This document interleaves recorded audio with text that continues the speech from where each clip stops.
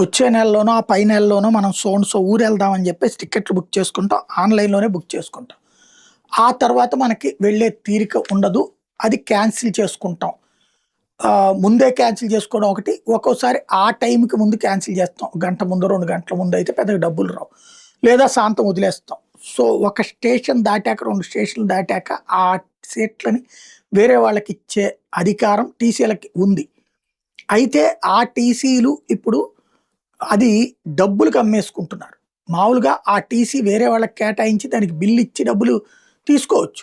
అట్లా కాకుండా కొంతమందేమో బిల్లు ఇస్తారు. ప్లస్ వాళ్ళకి పైన ఓ 100, 200 తీసుకుంటారు. ఒక విధమైన జెన్యూన్ కరప్షన్ ఏమో. అట్లా కాకుండా వేరే వాళ్ళకి ఇచ్చేసి డబ్బులు తీసేసుకుని బిల్లు లేకుండా చేసే టీసీలు ఉన్నారు. ఇక పైన ఇలాంటి వాటికి చెక్ పడే అవకాశం ఉంది. తాజాగా Indian railways camera equipped ticket checkers అని పెడుతున్నారు. ప్రయాగ్రాజ్, న్యూఢిల్లీ ట్రైన్స్‌లో ప్రస్తుతానికి అమలు చేస్తున్నారు.